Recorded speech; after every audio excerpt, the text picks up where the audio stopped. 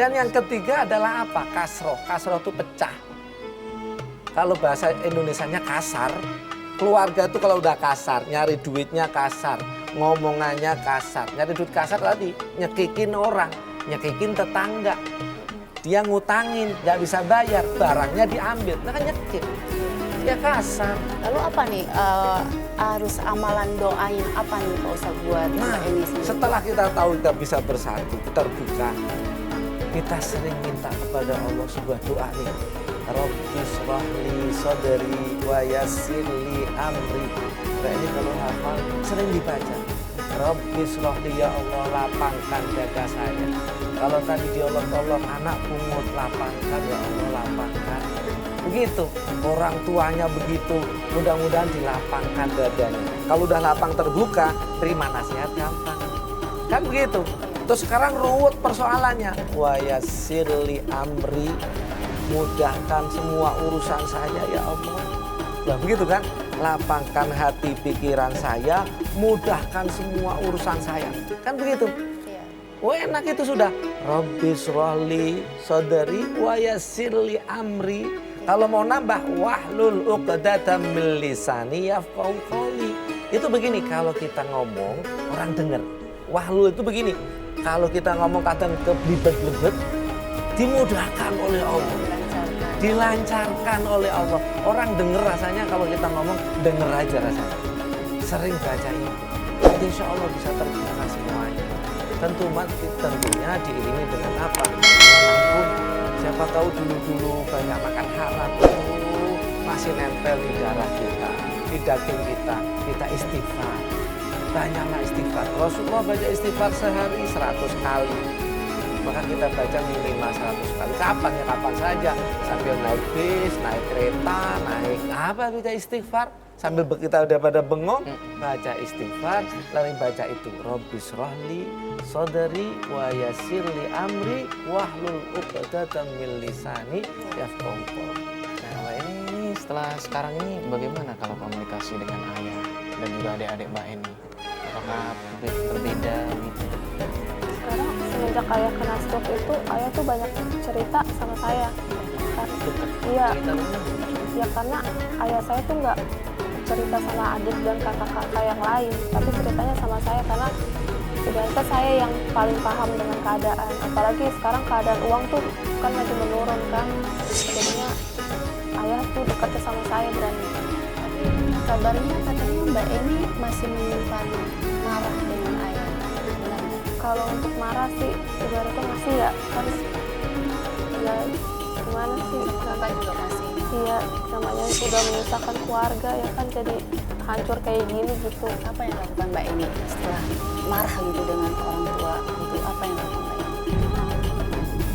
Saya cukup sabar aja deh sekarang, tergantung ayah nanti mau bagaimana sifat kelanjutannya, apa mau tobat apa berhenti gitu. Apalagi sekarang kan kena sakit kan. Iya. Ya apa Begini, jangan terserah. Sebaiknya ada upaya.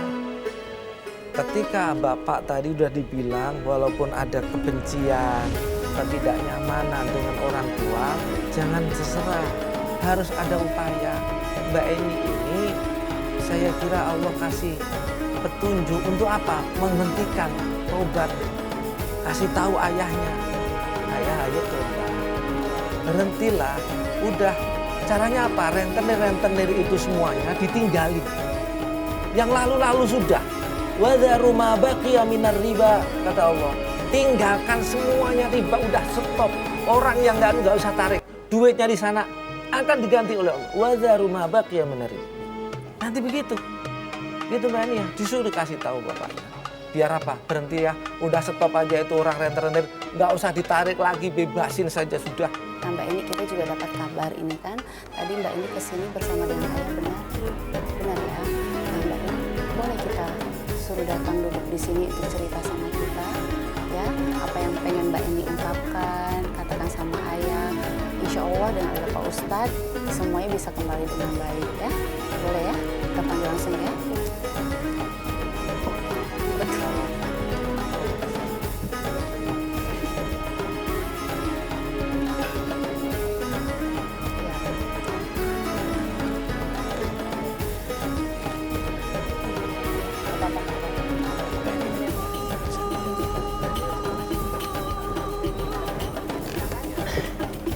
langsung saja perkenalkan ayahnya ya. Bagaimana ayahnya juga, coba cium tangan ibu ayahnya dulu. Silakan. Ini semua tuh keluarga kita kayak gini tuh gara-gara ayah yang selalu jadi rentenir, peras warga, yang minjemin uang ayah, dan ayah kasih bunga tuh besar. Kakak jadi nggak pulang-pulang juga. Terus adik narkoba, terus sekarang adik yang terakhir juga sakit. Itu semua gara-gara ayah.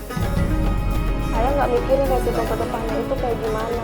Gini pemirsa, ada pelajaran baik di Quran itu, ada ajaran begini, wala taqulillahumma uff, jangan mengatakan yang kasar kepada orang tua. Walaupun orang tua itu pernah bersalah sesalah-salahnya, maksiat semaksiat-maksiatnya mungkin, jangan mengatakan yang kasar kepada orang tua. Sudah, kalau yang dulu salah, sekarang ada petunjuk kebaikan, kita mungkin alangkah baiknya pemirsa ngomongnya, ayah ayo kita menuju yang baik. Apa itu? Tinggalkan riba. Karena Allah bilang, wadharu ma baqiya minar riba. Tinggalkan sisa-sisa itu, udah tinggalin. Kan begitu. Nanti akan ada petunjuk lebih baik. Kita nggak usah takut, rezeki itu nggak akan berkurang. Semuanya udah dipatok. Ini sebuah hikmah menarik pemirsa. Mbak Eni diberi petunjuk, ayahnya masih ada umur, sakit. Alhamdulillah, Allah masih ngasih. Ini mudah-mudahan nanti pelajaran bagi kita, tinggalkan riba. Sehingga nanti ada keberkahan. Pak Ustadz, nih sepertinya Pak Jerry mau bertanya nih sama Pak Ustadz ya. Apa yang mau disampaikan Pak Jerry? Kita dengarkan dulu Pak Ustadz ya. Saya mau bertobat Pak Ustadz. Karena masalah saya, keluarga saya jadi berantakan. Apalagi mungkin saya hanya berpikir dunia. Saya ngorbanin keluarga hanya demi dunia Pak Ustadz. Apalagi anak-anak saya, keluarga saya. Saya sangat minim untuk agamanya. Saya mau bertobat Pak Ustadz. Amin, amin, amin. Saudaraku, ada sebuah hadis. Ini subhanallah. Allah dalam hadisnya, hadis qudsi, Rasulullah mengatakan begini. Kalau ada orang datang kepada Allah, datangnya itu tobat. Dia datangnya berjalan. Allah akan menyambut dengan lari. Kalau dia duduk, Allah nyambutnya dengan berdiri. Artinya apa? Kalau ada seorang hamba, sebanyak apapun dosanya, kemudian datang kepada Allah mohon ampun, Allah akan menyambut dengan luar biasa. Tidak ada kata terlambat ya Ustadz. Gak ada, melampauin. Jadi sebanyak apapun, lautan ampunan Allah lebih luas lagi. Ini sebuah contoh saudaraku, tidak ada kata terlambat. Ayo Pak, siapa namanya? Jadi mudah-mudahan ini yakin pertobatannya, asal kita mau ikhlas bener tobat karena Allah, diterima oleh Allah. Ini bagian apa? Sudahlah, nggak usah saya penyesalan saja. Saya dulu begini, ya itu lapornya kepada Allah. Dan catatan yang kedua, saudaraku, pemirsa yang dirahmati oleh Allah, kalau kita melakukan kemaksiatan, apapun maksiatnya, tidak usah diceritakan lagi kepada orang lain. Kita datang ke sini bercerita, betul, karena pengen mencari solusi, boleh. Tetapi kalau bercerita kepada yang lain, Masya Allah, Seperti membuka ayat. nggak boleh. Ya. Ada sebuah ayat ketika seorang nabi, dia curhatnya hanya kepada Allah. Innama ashku bathi wa huzni ilallah. Ini yang kita perlu tiru. Sungguh saya hanya mengadu kesedihan saya, kesusahan saya, kesulitan saya, ilallah, hanya kepada Allah. Cukup sekarang, Mbak Eni, bapaknya, sekarang ditutup, hari ini terakhir. Nggak usah cerita hati sama orang. saya dulu begini, udah siapa ya Allah, saya dulu begini, ya Allah, sama kepada Allah. Jadi catatan kita, kalau kita telah melakukan kemaksiatan, jangan dulu ceritakan ke orang, ceritalah kepada Allah. Tadi kan Mbak ini sudah dengar cerita dari ayah, apa pengen tahu? Masih ada nggak yang mengganjal di hatinya Eni sekarang ini? Apa yang mau Eni katakan sama ayah? Ya, ayah tuh bertobat aja ke jalan yang benar. Terus semoga Allah tuh ngangkat penyakit ayah, selalu diberi kesehatan. Terus adik saya adik semua menuju ke jalan yang benar, dan kakak pun juga begitu. Terus keluarga kita tuh menjadi keluarga yang harmonis, sejahtera, tentram, dan kita bisa kumpul bareng lagi. Ayah, minta maaf. Ayah bangun, kita kumpul lagi. Wah. Eni coba peluk ayahnya, dekat ayahnya ya. Pemirsa Tawakal, pemirsa Antv, ini hikmahnya sangat luar biasa. Cobaan yang luar biasa buat Eni ya. Tapi Eni tetap berjuang, ingin ada perubahan dalam rumahnya, dalam lingkungan kehidupannya, dan juga adik-adiknya dan juga ayahnya. Artinya di sini adalah hikmah yang kita ambil adalah benar-benar kita melihat perjuangannya Eni ya, sampai datang ke acara Tawakal dan juga mau mendengarkan apa yang disampaikan oleh Ustadz. Ini kan bukan perjuangan yang gampang ya, sampai semua harus tahu kisahnya Eni ini. Tapi kita hargai, dan ini insya Allah pulang dari acara Tawakal semuanya akan kembali baik lagi. Ini doa kita bersama ya. Doakan yang terbaik ya buat Bapak Juri dan juga Mbak Eni ya.